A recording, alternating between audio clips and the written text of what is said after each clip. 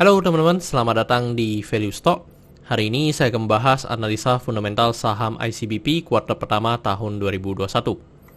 Oke, ini disclaimer-nya, yang pertama ini merupakan sharing analisa fundamental, bukan ajakan beli jual ataupun suatu saham, dan keputusan investasi ada di tangan teman-teman selaku investor. Yang ketiga, dari analisa fundamental ini bisa dijadikan referensi untuk analisa saham-saham yang teman-teman miliki. Oke, pertama-tama kita masuk ke bisnis model dari saham ICBP ini. Untuk kegiatan usahanya bergerak di bidang usaha industri makanan. Untuk sumber income-nya berasal dari penjualan makanannya. Terkait segmen usaha atau marketnya di Indonesia dan sudah dilakukan ekspor ke luar negeri. Untuk terkait kasus hukum, saat saya membuat video ini saya tidak menemukan adanya kasus hukum yang terkait dengan ICBP.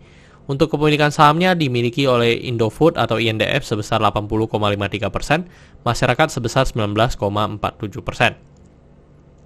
Dan teman-teman, ini merupakan produk-produk yang dihasilkan oleh ICBP dan memang menjadi produk unggulannya adalah Indomie ya teman-teman. Terkait dari segi pendapatan, teman-teman bisa lihat secara kuartal pertama dari segi pendapatan mengalami kenaikan 25%, dan saya asumsikan kuartal keempatnya memiliki kinerja yang sama dengan kuartal pertama, maka sampai akhir tahun akan mengalami kenaikan sebesar 28,8%. Dan dari segi net profitnya mengalami penurunan secara kuartal pertama. Tadi secara penjualan naik, tetapi secara laba mengalami penurunan. Dan penurunannya sebesar 15%. Dan saya asumsikan kuartal keempatnya memiliki kinerja yang sama dengan kuartal pertama, maka sampai akhir tahun akan mengalami kenaikan sebesar 3%. Untuk dari segi aset mengalami kenaikan dan kenaikannya sebesar 3,3%. Untuk dari segi utang juga mengalami kenaikan dan kenaikannya sebesar 2,8%. Untuk secara modal mengalami kenaikan juga dan kenaikannya sebesar 3,8%. Dan teman-teman, ini merupakan summary laporan keuangannya dari 2014 sampai 2021. Dan di sini saya akan membahas tentang rasio keuangannya. Yang pertama adalah NPM atau net profit margin. Untuk 2021 net profit marginnya sebesar 11,33%. Jadi kalau kita lihat secara histori, memang rata-rata untuk net profit marginnya sekitar 8 sampai dengan 14% ya, yang tertinggi di 2020. Dan untuk dari segi EPS di 583 dan membuat pernya menjadi 14,66 kali. Dan ini merupakan per yang paling rendah dari 2014 sampai 2021 ini. Terus untuk dari segi book value sekarang di 4476, dan kalau kita bandingkan dengan harga sekarang maka kita bisa mendapatkan PBV-nya di 1,91 kali. Dan ini juga merupakan PBV paling rendah dari ICBP.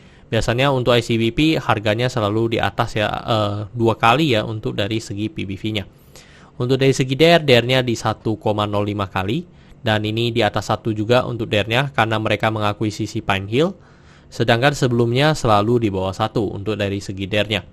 Untuk ROE di 13,03%, jadi ini secara ROE juga mengalami penurunan. Tapi kalau kita lihat secara histori rata-rata ROE-nya sekitar 18% ya. Untuk ROA di 6,36%. Oke teman-teman, saya membuat video ini untuk harga sahamnya di 8550, dan dari analisa fundamental saya bisa mendapatkan nilai intrinsic value-nya sekitar 8500. Jadi memiliki margin of safety 0,5%. Dan ini kesimpulannya, yang pertama dari produk dan jasa saya berikan oke karena saya melihat perusahaan ini mampu bertahan 5-10 tahun ke depan. Untuk GCG saya berikan oke karena tidak memiliki kasus hukum. Yang kedua, memiliki pemegang saham mayoritas. Untuk revenue dan net profit saya berikan oke karena mengalami kenaikan, kecuali net profitnya memang secara kuartal pertama mengalami penurunan, tetapi saya masih wajar karena masih di bawah 50% ya penurunannya dan di masa pandemi seperti sekarang. Untuk dari segi aset saya berikan oke karena mengalami kenaikan. Untuk liability saya berikan no karena DER-nya di atas 1. Untuk book value saya berikan no karena harga juga sekarang di atas harga book value-nya.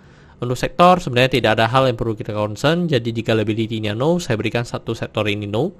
Untuk ROE saya berikan oke karena di atas 9%. Untuk marginal safety saya berikan no karena negatif atau sudah sangat mendekati fair value-nya. Untuk dividen saya berikan oke karena selama 5 tahun terakhir untuk ICBP ini masih sangat royal membagikan dividen kepada investornya.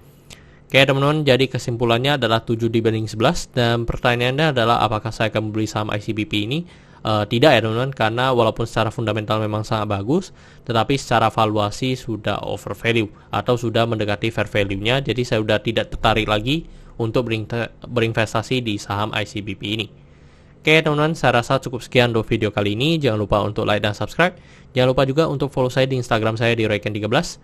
Dan teman-teman, saya sudah membuat grup Telegram, jadi teman-teman bisa join grup Telegram saya di Value Stock. Untuk linknya teman-teman bisa dapatkan di deskripsi di bawah. Dan jika teman-teman ada kode saham yang ingin saya buatkan analisa seperti ini, silahkan tinggalkan di kolom komentar untuk kode sahamnya. Oke teman-teman, see you in the next video. Bye-bye.